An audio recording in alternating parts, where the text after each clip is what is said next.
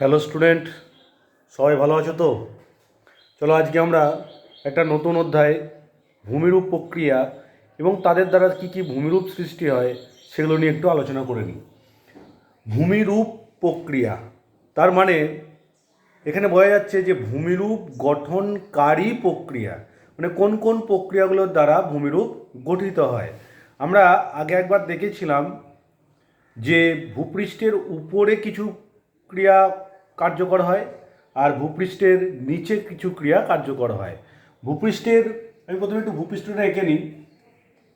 ধরো এটা ভূপৃষ্ঠের এটা উপরের অংশ, এটাতে তিনটে স্তর আছে, সেই তিনটে স্তরের মধ্যে এটা শিলামণ্ডল, এটা গুরুমণ্ডল, এটা কেন্দ্রমণ্ডল। এইখানে অ্যাস্থনোস্ফিয়ার আছে, এই জায়গাটা অ্যাস্থনোস্ফিয়ার। এই অ্যাস্থনোস্ফিয়ারে এক প্রকার শক্তি রয়েছে, যে শক্তিটার জন্য ভূ অভ্যন্তরের বিভিন্ন ক্রিয়াগুলো চলছে, সেটা হচ্ছে পরিচলন স্রোত। আর ভূপৃষ্ঠের বাইরে, এটা যে ভূপৃষ্ঠের বাইরে কিছু কিছু শক্তি ক্রিয়াশীল রয়েছে, যেমন ধরো নদী, বায়ু, হিমবাহ, সমুদ্র তরঙ্গ, ভৌমজল, এগুলোকে বলা হয় বহির্জাত শক্তি। তাহলে ভূমিরূপ প্রক্রিয়ার মধ্যে প্রধান দুটো শক্তি ক্রিয়াশীল, একটা হচ্ছে অন্তর্জাত শক্তি আর একটা হচ্ছে বহির্জাত শক্তি। তো এই শক্তিগুলোর মাধ্যমে বিভিন্ন ভৌত এবং রাসায়নিক প্রক্রিয়ার দ্বারা এই ভূপৃষ্ঠটার যে ভূমিরূপটা রয়েছে সেই ভূমিরূপটার পরিবর্তন ঘটছে, কিংবা পরিবর্তন ঘটতে ঘটতে ঘটতে একটা অন্য রূপ নিয়ে নিচ্ছে, অর্থাৎ বিবর্তন ঘটছে। তাহলে যে ভৌত রাসায়নিক প্রক্রিয়ার দ্বারা ভূপৃষ্ঠের অনবরত পরিবর্তন ও বিবর্তন ঘটছে তাকেই বলা হয় ভূমিরূপ প্রক্রিয়া। তাহলে এই ভূমিরূপ প্রক্রিয়াটা কার দ্বারা ঘটছে? এখনই বললাম, প্রধান হচ্ছে অন্তর্জাত প্রক্রিয়া, আর এটা হচ্ছে পৃথিবীর বাইরের যে প্রক্রিয়া সেটা হচ্ছে বহির্জাত প্রক্রিয়া। তাহলে অন্তর্জাত প্রক্রিয়াটা কি? অন্তর্জাত প্রক্রিয়াটা হচ্ছে পৃথিবীর অভ্যন্তরে বিভিন্ন শক্তির প্রভাবে যখন ভূপৃষ্ঠের এইখানকার শক্তির প্রভাবে এই ভূপৃষ্ঠের যে পরিবর্তন ও বিবর্তন ঘটছে তাকে বলা হয় অন্তর্জাত প্রক্রিয়া। আর বহির্জাত প্রক্রিয়া পৃথিবীর বাইরে বিভিন্ন শক্তিগুলোর ক্রিয়াকলাপের দ্বারা পৃথিবীর ভূপৃষ্ঠের বা পৃথিবী পৃষ্ঠের অনবরত পরিবর্তন ও বিবর্তনটাকে বলা হয় বহির্জাত প্রক্রিয়া। তাহলে অন্তর্জাত আর বহির্জাত প্রক্রিয়ার মধ্যে প্রধান পার্থক্যটা কোন জায়গায়? প্রধান পার্থক্য এটাই যে অন্তর্জাত প্রক্রিয়া পৃথিবীর অভ্যন্তরের শক্তি প্রভাবে ঘটে, বহির্জাত প্রক্রিয়া পৃথিবীর বাইরের শক্তির প্রভাবে ঘটে। তাহলে পৃথিবীর অভ্যন্তরের প্রধান শক্তি কোনটি? পৃথিবীর অভ্যন্তরের প্রধান শক্তি হলো পরিচলন স্রোত। তাহলে পরিচলন স্রোত আবার কোনটা? পরিচলন স্রোত হচ্ছে এই যে অ্যাস্থনোস্ফিয়ার আমরা একটু আগে দেখালাম, এই অ্যাস্থনোস্ফিয়ারের মধ্যে ওপরের এখানটা খুব গরম এবং ম্যাগমা আছে। ম্যাগমা থাকার জন্য এই জায়গাটার মধ্যে আবার এই জায়গাটা যা গরম তার তুলনায় কিন্তু নিচের স্থানটা আরও বেশি গরম। ভূপৃষ্ঠ থেকে যত নিচের দিকে নামবো তত কিন্তু উষ্ণতা আস্তে আস্তে বাড়তে থাকে। উষ্ণতা বাড়বার জন্য কত হারে বাড়ে? প্রতি 33 মিটারে বা 32 মিটারে 1 ডিগ্রি সেলসিয়াস করে বাড়ে। তাহলে উপর থেকে যখন নিচের দিকে আসবো তত উষ্ণতা আস্তে আস্তে বাড়ার জন্য এইখানে শিলাগুলো গলে গিয়ে পুরো জলের মতো নয়, অর্ধ তরল, মানে না শক্ত না নরম না জলের মতো নরম, তো এরমভাবে একটা অর্ধ তরল অর্থাৎ জেলির মতো একটা অবস্থা সৃষ্টি করে আছে। এটাকে বলা হয় অ্যাস্থেনোস্ফিয়ার বা নমনীয় মণ্ডল। এই জায়গাটা হচ্ছে অ্যাস্থেনোস্ফিয়ার বা নমনীয় মণ্ডল। তাহলে এই জায়গাটা কিন্তু গলে গিয়ে অর্ধতরল অবস্থায় রয়েছে, এটা কি এখানে আমরা ম্যাগমা বলি। তো এই ম্যাগমার মধ্যেই আবার এই ওপরের জায়গাটা যা গরম তার তুলনায় নিচের স্তরটা বেশি গরম। আর নিচের স্তরে যদি বেশি উত্তপ্ত হয়ে যায় এ চাইবে ওপরের দিকে উঠে গিয়ে সমতা বজায় রাখতে। ওই যখন ওপরে উঠে গিয়ে এখানে ধাক্কা খেয়ে দুটো ভাগে ভাগ হয়ে গেল, এদিকে একটা এদিকে একটা, দু স্তরে ভাগ হয়ে গিয়ে উপরের কম গরম ম্যাগমাগুলো নিচের দিকে এই ফাঁকা স্থানটা পূরণ করবার জন্য ছুটে আসবে। এটাও তাই এদিকে এসে এদিকে ছুটে আসবে, আসবে আবার এটা গরম হবে, এটা আবার গরম হয়ে আবার উপর দিকে উঠে যাবে। তো এরমভাবে ক্রমান্বয়ে এরমভাবে এটা চলছে, এদিকেও চলছে, এরমভাবেও চলছে গোটা অ্যাস্থেনোস্ফিয়ার জুড়ে। এটাকেই বলা হয় পরিচলন স্রোত। এই পরিচলন স্রোতের প্রভাবে যখন এই স্রোতটা গিয়ে জোরে ওপরে ধাক্কা মারবে, এখানে ফেটে যেতে পারে, ফেটে গিয়ে এখানে বাইরে ম্যাগমা বেরিয়ে আসতে পারে। এই কি বলি আমরা? হ্যাঁ, ঠিক বলেছ, অগ্নুৎপাত। আবার যদি ম্যাগমাটা জোরে ধাক্কা মারে, এখানে ভূত্বকটা তো একটা গোটা অংশ নয়, খণ্ড খণ্ড অংশে বিভক্ত, তখন এই জায়গাগুলো কী হবে? নড়ে উঠতে পারে। এটাকে বলা হয় ভূমিকম্প। গুড। তো এরকমভাবে এগুলো হচ্ছে অন্তর্গত প্রক্রিয়ার দ্বারা সৃষ্ট শক্তি বা প্রক্রিয়াগুলো। এটা প্রধান শক্তি কোনটা? পরিচলন স্রোত। পৃথিবীর বাইরের যে শক্তিগুলো কী কী বলেছিলাম একটু আগে, নদী, বায়ু, হিমবাহ, সমুদ্রাঙ্গ, ভৌমজল, এই শক্তিগুলো পৃথিবীর বাইরে সবসময় ক্রিয়াশীল। এই শক্তিগুলোকে বলা হয় বহির্জাত শক্তি। আর এই শক্তিগুলোর প্রধান উৎস হলো সূর্য। তাহলে বহির্জাত প্রক্রিয়ার প্রধান উৎস হলো সূর্য, এর প্রধান উৎস হলো পরিচলন স্রোত। এই শক্তিটা ধীরে ধীরে ঘটতে পারে, আবার দ্রুতও ঘটতে পারে। যেমন ধরো ভূমিকম্প যদি হয়, যদি কোনো অগ্নুৎপাত হয়, সেটা কিন্তু খুব দ্রুত হারে হবে। এইখানে শক্তিগুলোর কিন্তু ক্রিয়াকলাপ দ্রুত হয় না, ধীরে ধীরে হয়। এটা হচ্ছে অন্তর্জাত আর বহির্জাত শক্তির দ্বারা সৃষ্ট মধ্যে পার্থক্য। আর যাদের যদি ভূমিরূপ হয়, অন্তর্জাত প্রক্রিয়া বহির্জাত প্রক্রিয়ার দ্বারাও কিন্তু ভূমিরূপ পরিবর্তন হয়, ভাঁজ হয়, চ্যুতি হয়, আগ্নেয়গিরি হয়। আর এর দ্বারাও কিন্তু ভূমিরূপ পরিবর্তন হয়। ওখানেও পর্বত হতে পারে, ক্ষয়জাত পর্বত হতে পারে, বিভিন্ন ক্ষয়জাত মালভূমি হতে পারে, সমভূমি হতে পারে। তো এগুলো হচ্ছে এর দ্বারা সৃষ্ট ভূমিরূপ। তো এগুলো হচ্ছে বহির্জাত আর অন্তর্জাত প্রক্রিয়ার মধ্যে পার্থক্য, এবং জিনিসটা কি বোঝা গেল? এবার আপনি ভূমিরূপ প্রক্রিয়াটা টোটাল শ্রেণীবিভাগের মধ্যে আসি। এই ভূমিরূপ প্রক্রিয়াটাকে আমরা প্রধান দুটো ভাগে ভাগ করে নিই। প্রধান দুটো ভাগে ভাগ করে নিলে প্রথমেই চলে আসবো আমরা পার্থিব প্রক্রিয়া, আর একটা হচ্ছে অপার্থিব। পার্থিব মানে হচ্ছে যেটা পৃথিবী সম্পর্কিত, আর অপার্থিব মানে হচ্ছে যেটা পৃথিবী মহাকাশ থেকে যার প্রভাবে হবে। ভাগটা করছি কার? ভূমিরূপ প্রক্রিয়ার। তাহলে পার্থিব প্রক্রিয়ার এই ভূমিরূপ প্রক্রিয়ার প্রথমে পার্থিব আর অপার্থিব দুটো ভাগ করে নিয়েছি। পার্থিব মানে পৃথিবী সম্পর্কিত, মানে পৃথিবীর মধ্যে যা ঘটছে, পৃথিবীর উপরিস্থলের মধ্যে পৃথিবী আমরা যা দেখতে পাচ্ছি সেটাই। তো দুটো ভাগ, একটা হচ্ছে অন্তর্জাত, একটা হচ্ছে বহির্জাত। এই দুটো প্রক্রিয়া কি একটু আগেই বললাম। অন্তর্জাত প্রক্রিয়া মানে পৃথিবীর অভ্যন্তরে যে প্রক্রিয়া ঘটছে সেটা, এটা দুটোভাবে ঘটতে পারে। একটা ধীরভাবে ঘটতে পারে, একটা হঠাৎ ঘটতে পারে, অর্থাৎ আকস্মিকভাবে ঘটতে পারে। তো ধীরভাবে যেটা ঘটতে পারে তার আবার তিনটে ভাগ আছে: ইউস্ট্যাটিক, সমস্থিতিক, ভূগাঠনিক। এবার আছে ইউস্ট্যাটিক। ইউস্ট্যাটিক আলোড়ন মানে হচ্ছে যে সমুদ্র তল, মানে সমুদ্রের ওপরের অংশ যেটা আমরা দেখতে পাই সেটা হচ্ছে সমুদ্রপৃষ্ঠ বা সমুদ্রতল। তো সেই সমুদ্রপৃষ্ঠের যদি কোনো কারণে সেটা জলের পরিমাণের হ্রাস বৃদ্ধিই হোক, হয়তো দেখা গেলো বরফ গলে গেল, তাহলে সমুদ্র জলের পরিমাণ কী হবে? বাড়বে। তাহলে ওটা সমুদ্রপৃষ্ঠের পরিবর্তন হলো। আবার ধরো খুব গরম পড়ে গেল, অত্যধিক খরা হতে লাগলো, তখন সমুদ্র জলের পরিমাণ কমবে। বা সমুদ্রবক্ষের বিস্তার হতে শুরু করলো, মানে সমুদ্রবক্ষ মানে সমুদ্রের যে এরিয়া সেটা বাড়লো, তাহলে সমুদ্রের জল ধারণ ক্ষমতা বাড়বে, তাহলে সমুদ্রপৃষ্ঠ নেমে যাবে। আবার ধরো দুটো পাত এরকম কাছাকাছি এসে একটা পাত এরকম ঢুকে গেল, এরকম যদি ঢুকে যায় তাহলে সমুদ্র পৃষ্ঠে যদি যেটা হয় সমুদ্র তলদেশে, তাহলে সমুদ্রের আয়তন কমে গেল, তখন জল ধারণ ক্ষমতা কমে যাবে, তখন সমুদ্র জলের আয়তনটা উপর দিকে বেড়ে যাবে। তো এই যে সমুদ্র পৃষ্ঠের উত্থান কিংবা পতন, মানে উঠে যাওয়া কিংবা নেমে যাওয়া, এই যে আলোড়ন, এটাকে বলা হয় ইউস্ট্যাটিক আলোড়ন। সমস্থিতি এটা একটা আলোড়ন। এই আলোড়নটাতে কি হয়? আমাদের যে পৃথিবীর উপরের অংশে যে ভূমিরূপগুলো রয়েছে, পাহাড়, পর্বত, মালভূমি, সমভূমি, এরা সবসময় চাইছে সমতা বজায় রেখে অবস্থান করতে। প্রত্যেকটা বস্তুর ঘনত্ব, তাদের ভর ভিন্ন ভিন্ন। তো তারা সেই ভর এবং ঘনত্ব বা আয়তন অনুযায়ী তারা কিন্তু সেরকমভাবে অবস্থান করে আছে।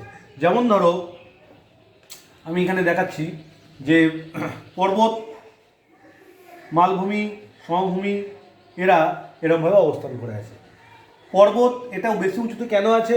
কারণ এর ভর খুব কম, মানে এর ঘনত্ব কম, এর ভরও কম, তাই এর উপর দিকে উঠে আছে। আবার যদি নিচের অংশটা কেন বসে আছে? এর ভর বেশি, যদি এদের মধ্যে এ উঠে আছে এ নেমে আছে এরমভাবে সমতা বজায় রেখে অবস্থান করছে, এটাকে বলা হয় সমস্থিতি। যদি এর মধ্যে কোনো পরিবর্তন হয়, অর্থাৎ দেখা গেল এই অংশটা ক্ষয়ে গেল, এই অংশটা ক্ষয়ে গেল, যদি এই অংশটা ক্ষয়ে যায় তাহলে এর যা ভর ছিল সেটা ঘনত্ব ছিল সেটা কমে গেল, তখন কি হবে? তখন সঙ্গে সঙ্গে এই পদার্থগুলো কোথায় জমবে? এখানে জমবে, ক্ষয়ে গিয়ে জমবে। এ তখন নিচের দিকে চাপ প্রয়োগ করবে, আর এর চাপ প্রয়োগ করলে এখানে নিচে কি আছে? অ্যাস্থেনোস্ফিয়ার আছে ভূত্বকের নিচে। তো অ্যাস্থেনোস্ফিয়ারে যখনই চাপ প্রয়োগ করবে এখান থেকে ম্যাগমা গিয়ে এখানে চাপ প্রয়োগ করবে, সঙ্গে সঙ্গে এ তখন আরও উপরের দিকে, এটা তো ক্ষয়ে গিয়েছিল, এ তখন চাপের দ্বারা আরও উপরের দিকে উঠতে বাধ্য হবে। এই যে সমতা বজায় রাখা, দেখো এইখানে ক্ষয়ে গিয়েছিল, প্রথমে দেখিয়েছিলাম, সে এখানে পড়লো, এখানে চাপ প্রয়োগ করার ফলে অ্যাস্থেনোস্ফিয়ারে চাপ প্রয়োগ করলো, অ্যাস্থেনোস্ফিয়ারে চাপ প্রয়োগ করার ফলে সে আবার এখানে ম্যাগমাটা গিয়ে এখানে চাপ প্রয়োগ করলো, এবার বাধ্য হয়ে উপর দিকে উঠে গেল। এই যে সমতা বিন্যাস, এই যে সমতা বিধান, এটা কি বলা হয়? সমস্থিতি। তা যে আলোড়নের মাধ্যমে এই ভূত্বকের বিভিন্ন উপাদানগুলো, অর্থাৎ পাহাড় পর্বত মালভূমি সমভূমি, এরা নিজেদের মধ্যে সমতা বজায় রেখে অবস্থান করে, তাকেই বলা হয় সমস্থিতি। ভূগাঠনিক আলোড়ন, ভূগাঠনিক আলোড়ন হচ্ছে,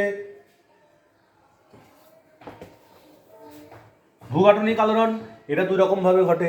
একটা হচ্ছে মহীভাবক, একটা হচ্ছে গিরিজনী। মহীভাবক আর গিরিজনী। মহীভাবক আর গিরিজনী আলোড়নটা আবার কীরকম? মহীভাবক আর গিরিজনী আলোড়নটা হচ্ছে, মহীভাবক, মহী মানে মহাদেশ, যে আলোড়নের দ্বারা মহাদেশ গঠিত হয় তাকে বলা হয় মহীভাবক আলোড়ন।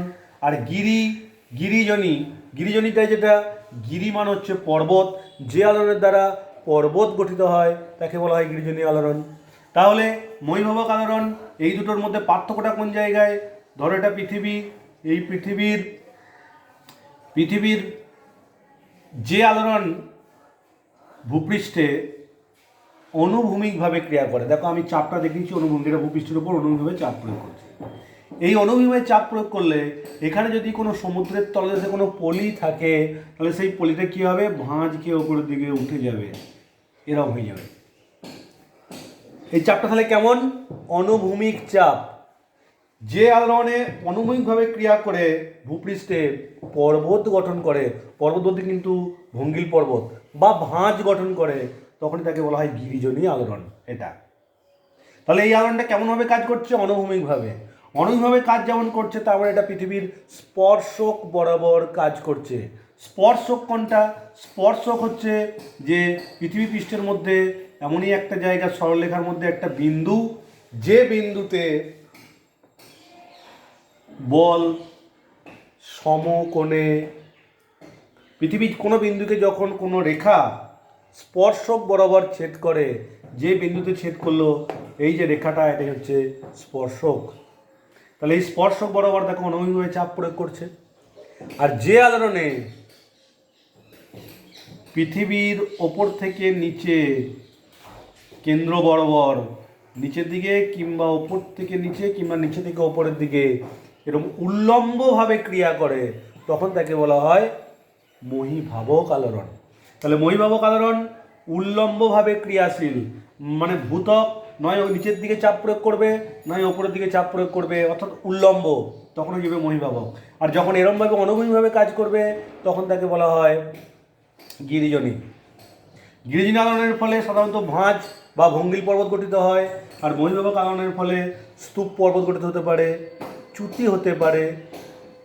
এই আলোড়ন, মহীভাবক আলোড়ন উল্লম্বভাবে ক্রিয়া করবার জন্য দেখো ওপর থেকে নিচের দিকে আসছে, মানে পৃথিবীর ব্যাসার্ধ বরাবর ক্রিয়া করছে, এদিক থেকে এদিকে কিংবা এদিক থেকে, মানে পৃথিবীর ব্যাসার্ধ বরাবর। আর এটা কেমনভাবে ক্রিয়া করছে? এটা কাজ করছে সাধারণত স্পর্শক বরাবর। এই যে দেখিয়ে দিলাম স্পর্শকটা আগে কীরকম, স্পর্শক বরাবর ক্রিয়াশীল। এই গিরিজনী আলোড়ন এলাকাটা কম এলাকা জুড়ে কাজ করে, কিন্তু এর প্রভাব বিশাল অঞ্চল জুড়ে পড়ে। আর মহীভাবক আলোড়নটা কম বেশি এলাকা জুড়ে ক্রিয়াশীল, কিন্তু এর প্রভাবটা পড়ে কম এলাকা জুড়ে। তো এগুলো হলো অন্তর্জাত প্রক্রিয়া শ্রেণীবিভাগ। এবার আসছি বহির্জাত প্রক্রিয়া শ্রেণীবিভাগ। বহির্জাত প্রক্রিয়া যেগুলো, এবার আসছি বহির্জাত প্রক্রিয়া। বহির্জাত যে প্রক্রিয়াটা, এটা কি আগেই বলেছি, বহির্জাত প্রক্রিয়া যেটা আমাদের যে ভূপৃষ্ঠ, ধরো এটা ভূপৃষ্ঠ, এটা ভূপৃষ্ঠ, এটা সমুদ্র লেভেল, সমুদ্রের জলের লেভেল, সমুদ্রপৃষ্ঠ, সমুদ্র। আমাদের এই যে ভূপৃষ্ঠটা আছে, এই ভূপৃষ্ঠ অনবরত পরিবর্তিত হচ্ছে। কার দ্বারা বলেছি? টোটাল প্রক্রিয়া তোমরা দেখলে, তার মধ্যে একটা প্রক্রিয়া হচ্ছে বহির্জাত প্রক্রিয়া। তো বহির্জাত প্রক্রিয়ার মাধ্যমে এই ভূমিরূপের মধ্যে অনবরত দুটো কাজ চলছে। একটা হচ্ছে ক্ষয় কাজ, আর একটা হচ্ছে সঞ্চয় কাজ। ক্ষয় কাজও ঘটছে বিভিন্ন প্রাকৃতিক শক্তির দ্বারা, সঞ্চয় কার্য ঘটছে বিভিন্ন প্রাকৃতিক শক্তির দ্বারা। ধরো এই ওপরের অংশটা ক্ষয় হলো, ওপরের অংশ যেগুলো উঁচু অংশ সেগুলো অনবরত ক্ষয় হচ্ছে। আগে ছিল ধরো এরকম, এটা ক্ষয়ে গেল। ক্ষয়জাত পদার্থগুলো যাবে কোথায়? যেগুলো নিচু স্থান, ধরো এটা নিচু স্থান, এই নিচু স্থানে এসে জমা হলো।